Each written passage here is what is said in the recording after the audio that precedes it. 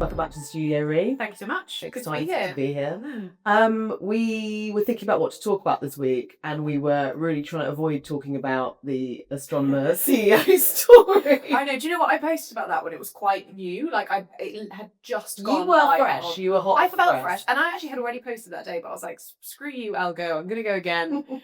Hot off press, and I was obviously like, it did get a lot of good traction, but afterwards I felt a bit lame Because because so dirty. because it was just like social currency then within 24 hours of everyone posting about it. So yeah, I feel like we can't not talk about it, but also I don't want to talk about it. Yeah, well, let's talk about it in terms of our lens, Yeah, right? sure. So Yeah. we're not gonna be the moral police here. I don't think we're gonna talk about if they should be fired, if they shouldn't be fired. I think everyone's had their opinions Yeah, on that. that's enough of opinions about that going on. They don't need us to weigh in on that. Obviously, we like workplaces that are transparent. We We talk about truth and honesty. So ideally, always lead with that would be our advice if you find yourself in a similar situation. Next time your CEO has an affair at a Coldplay concert, lead with truth and trust. Exactly. That said, one thing I did find very interesting was the real-time craziness of it all, and the fact that within, a few minutes there were fake statements circulating, there were fake Still, statements as or well. statements. Yeah. More fake statements. Yeah. And who? We've got obviously his statement where he was allegedly quoting the Coldplay lyrics at the end was completely made up. Then the wife had a very powerful statement littered with typos and AI errors that went mad on social media, like celebrity after celebrity sharing at it and like standing in power with her. And it was, that was also fake. And then there was also a TikTok video of the daughter, basically a sort of meme of her being like, when you find out your dad's having an affair with the rest of the world, also completely made up. All fake. So yeah, it was a wild sort of saturation of like falsehoods, made up posts, and really questioning what you could trust. So I think there's two things there that are quite interesting for people in the people and culture space, and that we would maybe reference to clients if they were asking us what we thought. I think the first thing would be the lack of critical thinking, which is frankly alarming that some people displayed in resharing this, not checking. So we basically have comms teams now thinking about if my employees see something that's not real, are they instantly going to believe it's true? And how can we help people not, like, you can't take it all at first impression anymore. And I know that also creates complexity for us creating content in the world of trying to decide what is real and authentic and should be trusted and what's not.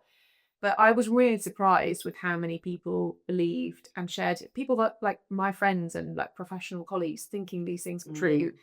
How can we equip colleagues to better determine what is true and what is worthy of their time and sharing? Yeah, because you're imagining employees internally thinking, well, I've seen this externally, Totally. and an internal comms team now having to scrabble to say, this wasn't released Yeah. by the CEO, please don't speculate on anything you've seen. And just imagine the chasing of tail that has to be done. Yeah.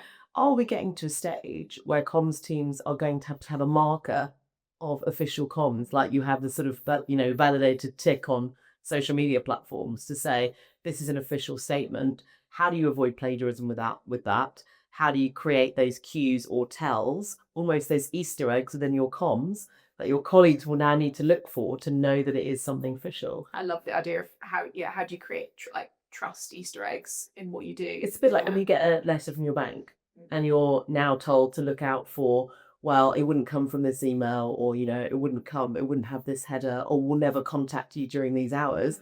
You've always got to rebuild that layer of trust with official communications now because of this proliferation of things which aren't real.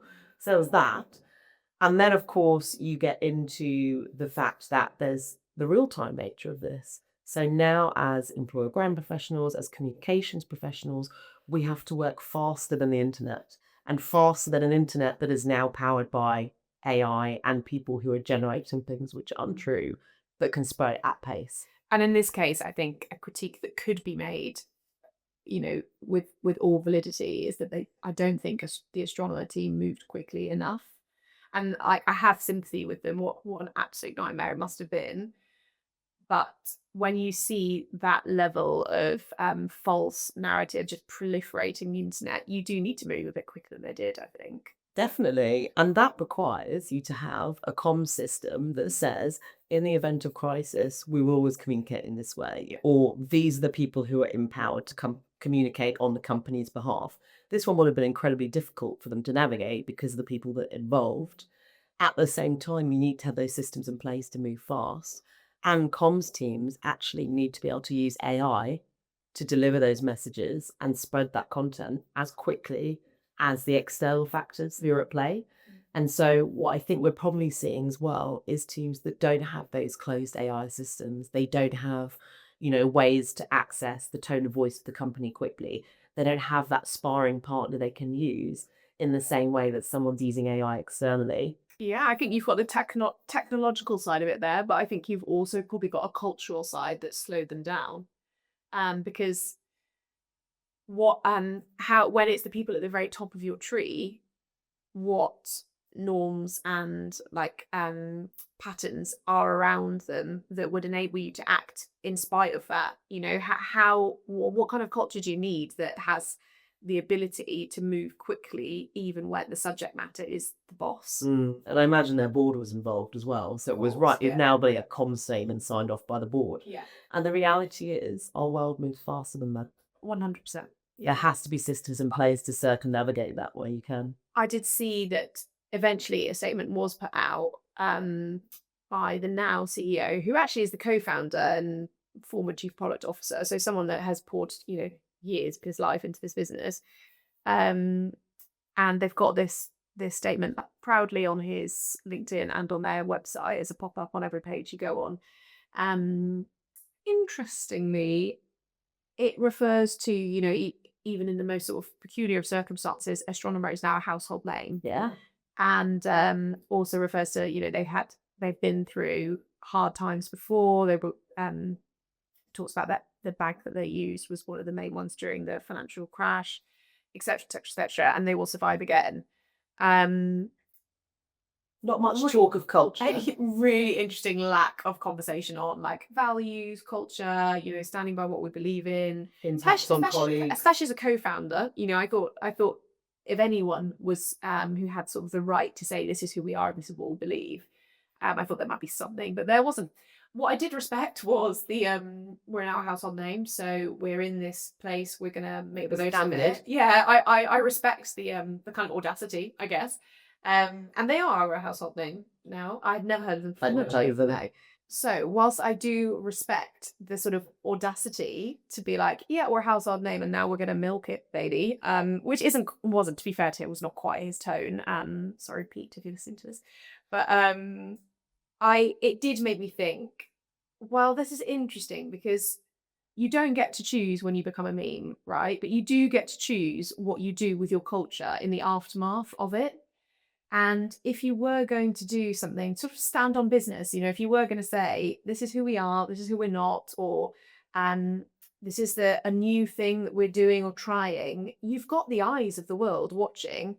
I really suspect if they leverage it right, they leverage this attention and awareness, and they have good intentions behind it, I think you could combine those two things to probably create something very interesting, possibly even quite purposeful from an employer branding or organizational culture perspective. Yeah, I think so too. I think you could go quite serious with it, but it doesn't necessarily sound like this is their tone, where you could talk about all the things you're changing as a result and, making sure this never happens again. But I think you could also lean into the fact that the eyes of the world are on you and say, okay, here is what you think you know about us, and all it is this. But what you don't know about us is all these other things that we do for our colleagues, for our people, and actually, start to own your story a bit more beyond what's been There's said. definitely a reintroduction, like a relaunch of us from an employer branding perspective, which could be interesting. Obviously, as always, you want to think about what have you got already that we can use versus what's new. I saw, for example, they have unlimited annual leave. They can easily be popping up a content series on what their people do with their unlimited time off. note I did see, it said typically the average person takes 20 days. So no, I probably would reword that. But there's easy quick wins I think they could do. And then there's definitely a chance, as you say, for the more meaningful, maybe values based activity or sort of employer brand principles that they could sort of pull on in the future. I think also using other leadership, we are not defined by Yeah. a single person in our leadership. Here are, five other people within our leadership who can speak to what we do. I mean, you see the attention on their employer brand, the fact that people were instantly saying she was the only woman on the leadership team as well. So you now have a spotlight and an opportunity to also correct some of those things as well. Yeah. But note that whenever there is something that is PRable about your business, for good or bad, your employer brand and your culture are also in the spotlight. Those two things are clearly intertwined, and they've never been more so. And also in this case, like it couldn't have been having the CPO Yeah. and the CEO. It couldn't have been more putting the employee brand front and center. Yeah. But I bet you that the focus in terms of PR and crisis management there will be from a brand perspective, not Yeah. employee. Here's what we do for perspective. customers, regardless of how messy we are internally. Yeah. Absolutely. It did also strike me, how different a crisis is now.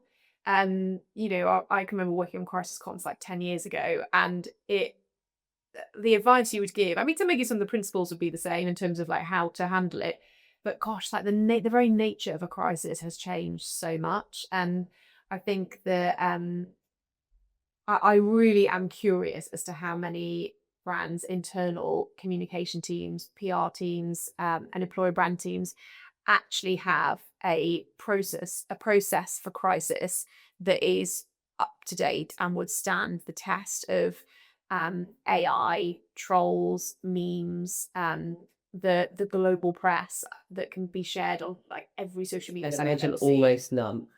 And I imagine those press releases still have to go up a chain to a board of advisors and then come back down again, which is why you saw what you saw. Yeah, and So- days. Yeah. We need more agile, more swift, more tech-enabled approaches. Yeah. And similarly to distribute your content and your message as well, so that it becomes quick and defined. And then I think another interesting point from that is, has anyone thought about how their employer brand is being perceived and reviewed by AI? Because they've popped this sort of press release from the new CEO on their website, and that's it. It's just that. I bet they've not thought about if people are using AI to research them right now. I bet they've not thought about it from an employer branding perspective. Yeah, absolutely. And do they even have sort of candidate FAQs? How would you answer this question for a candidate? Exactly. But equally, putting that into AI tools and actually training those tools to answer those questions as well. So, are you thinking about FAQs for Claude, for Perplexity, etc., that actually say, okay, yes, you will have read this, but actually this is the case. So you need to have those more long form answers, and you need to be thinking about GEO, so generative engine optimization, rather than just SEO, which is obviously pulling links the other candidate might go through. So yes, great, you've got your career site up there. But at the same time, if they're searching through AI, which most people are, anybody, I mean, who's going to Google to take them to a career site? Most of them are going to AI and actually trying to get the bigger picture. What sources is AI pulling from? Are you in control of those sources? Are you updating those sources? Are you putting counter sources into the mix as well? And I mean, that feels just crucial for them right now with what has happened. But it feels like something that brands as a whole need to be doing, generally, but also specifically with regard to culture, employer branding, where the sources are fewer. And so let's say you're looking at Glassdoor and you've got a poor Glassdoor strategy or poor rating on there. If that's what's being pulled, you're probably in trouble if that's the first impression someone is now getting of your business. Yeah, Is this something you think clients need to be really focusing on? Absolutely. I posted about it this week. It actually was interesting. I get Han Lee's newsletter every week, and he had asked the employer branding and recruitment community who is thinking about training LLMs on their employer brand and who's thinking about how they show up in AI. and it was a really low participation for that poll, and also a really low result of people saying yes, they were. And it got me thinking, wow, I mean, the way I search for anything is through AI now. And I'll offer cross-reference multiple platforms.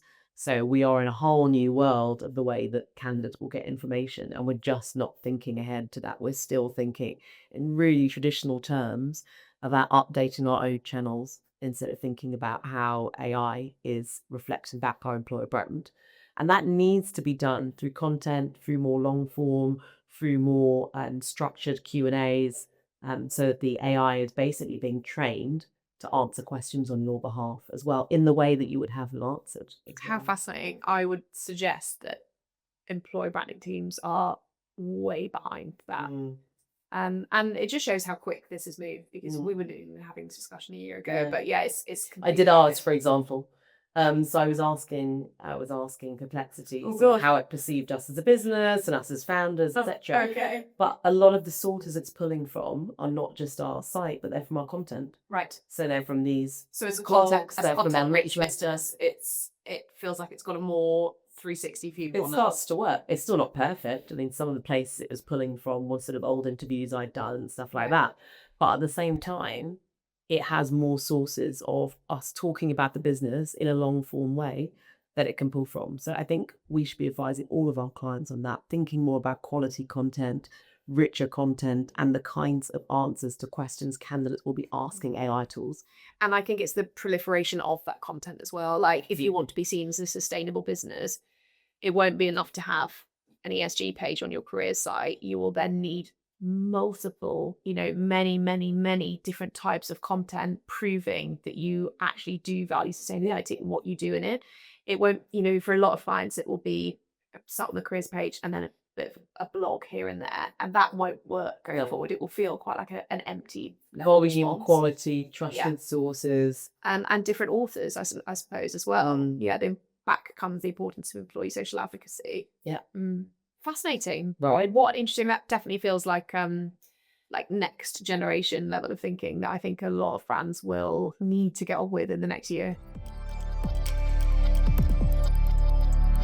So talking about HR leaders and comms teams scrabbling and having to adjust to new ways of working, I think we've also been thinking about the change in landscape for our clients, what we're seeing more of, the different ways in which they're working, and like rapid pace in which they're willing to work. Honestly, I've done what I think 12 years consulting, 10 or 12 years consulting, and I've never seen change as quickly as it has been this year.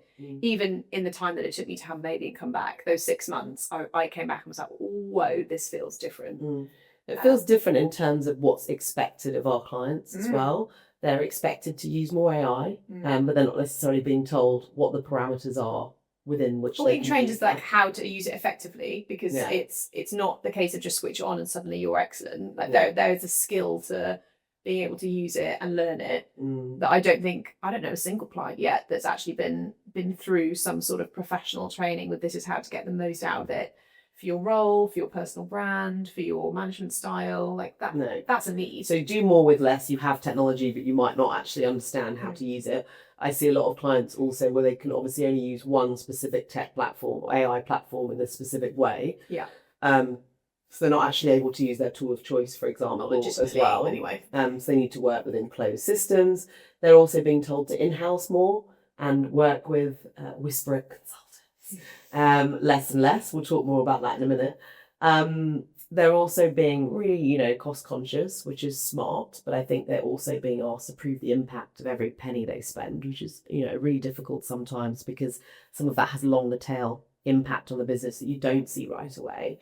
And they're being asked to solve bigger, more complex business problems at pace, and it always has to be done yesterday. So we've seen this for a while, but I feel like it's really become exacerbated, and to a point. I see a lot of clients and HR leaders we're working with, being asked to do things really fast. I actually worked on something brilliant recently, which was a sprint style sort of 6 weeks to get to a whole culture framework. So new values, new behaviours in line with a new company vision and mission. And the whole thing was basically being rolled out in parallel. So they were redoing vision and mission and strategy at the same time as they were being asked to look at the culture framework. So at first I thought, wow, that's a really tall order. But it was a really neat process because everyone was committed to that timeline, and they had sprint teams working on each element of it, and they pulled in us as a consultancy at the right time. So they'd already done a bit of the research themselves.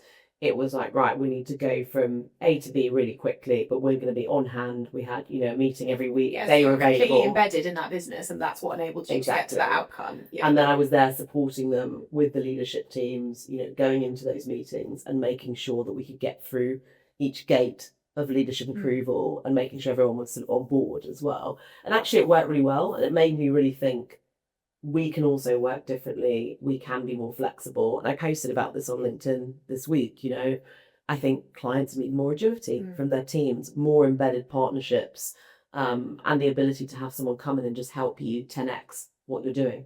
I think you're absolutely right. The things that I'm hearing you say there around agility and like integration, I think those two things are key. We see more and more now clients that aren't able to increase their FTE but are allowed to outsource. And to do that effectively, you need someone that brings fresh perspectives but can easily integrate into the team. So you're asking for the best of both worlds. You're asking someone that can disrupt, doesn't work for your business, has lots of different industry experience, etc., but also feels like they work for you and your business. And so that takes a special type of character, I think, and experience. And being able to do that at the same time is where you see a real impact from a consultancy perspective. Because what you also get, I think, and I'm sure this is what you provided in that for that client as well, is honesty, where when you are a consultant, especially one that's working at pace, you haven't got time for the pandering or the politics. And so, especially if you have truth in your proposition, you are expected to speak truth to power and say the hard thing. And once you're able to just swallow that frog, say the hard thing and move past it, it takes months off the process. Absolutely. Whereas there are other clients that work in a more traditional manner that will spend a long time circling around issues. And perhaps because of the way that decisions get made, they will be, a month will go past and they will have maybe a meeting a week on it, but no actual change, no action. You'll turn up to that meeting and think, nothing's changed since the last meeting. We're just still talking about it. So when you're able to combine agility, fresh perspectives, honesty and integration, I think that's when you get to quite a powerful consultant partnership. Absolutely. And I think if you can inject technology into that and you can use AI smartly, it really works. And what I've found is we're able to use AI within our closed systems that we've set up much more effectively in some cases than our clients can. So what they're also getting as part of that partnership is our ability to use that technology. We have been trained on it. We are ready to go in that respect, and we can help support them to get to quicker outcomes. And I think it's those outcomes that are also bespoke. I often say to clients, like, no challenge is unique. We've like, the challenge is not unique, but your business is, like, your culture is, the way decisions get made, like all of that stuff is very specific to you. And so whilst I've got lots of experience in the challenge, we need to be able to actually give you the solution in a way that feels bespoke and tailored and actionable for your business. And that, I think, is like the fifth element there, as alongside agility, technology, integration and honesty, is being able to provide a bespoke service at the end. Now, we do need process, strategy, methodology that is tried and tested with other clients and other industries, because no client wants to be a guinea pig, right? But no client also wants to be fit into a system that might not actually work for them. No client wants to be left with, a 100-page report at the end, or 50 recommendations that they don't actually know what to do with, or where to start, or how to action them. So I think once you can accompany the things you were saying with a level of bespokeness, seriously tangible action planning for that business, that's when you actually start to see results. And I think a critique of, like you said, Slack whispering consulting, like, is it a dirty word? What it is, when you think of it in the traditional way, you've heard me many times refer to us as sort of McKinsey that with BS, because it's just full of it, isn't it? And I've sat in many meetings with clients, on my client side, listening to them being told things by, like, a 25-year-old management consultant from one of the big firms. And it's just the same stuff I've heard in every other meeting. It's not tailored to that client, and the results won't be any different than they were for another organization. So being able to actually get to the heart of what the matter is, speak the truth to power, and then give an honest representation of what needs to happen next, how you'll do it and when you'll do it. I think that's when you get to the sort of the special outcomes. The special sauce. I agree, and I also think that it's the way you tell the truth. So anyone in some respects could speak truth to power, but I actually think there's an art to doing it in a way that gets people to listen. Oh yeah, I think that's right. Yeah. And I think it's something that not all consultants have. I think it's something we've honed. We often get told we do it in a way that is charming but direct. It's the Dutch with the British. Yeah, exactly. But I think it's important because you have to take people on a journey. There's no point, speaking truth and pissing everyone off. You need to do it in a way that is powerful and impossible to ignore. And how do you think clients can be more like that?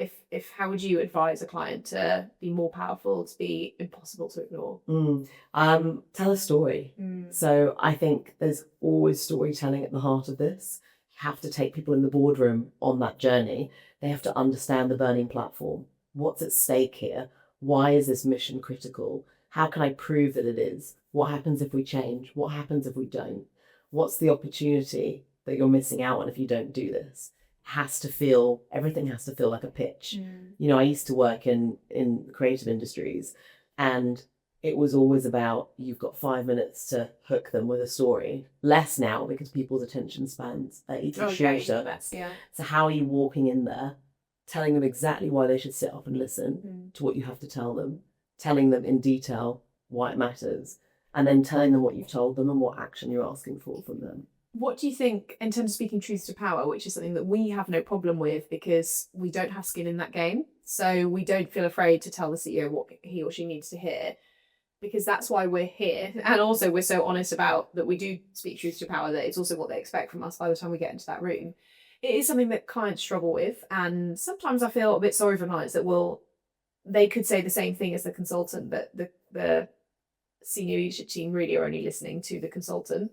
Why is that, do you think? What is it about the authority and ability to speak truth to power that you can get from an external person that you can't get from an internal?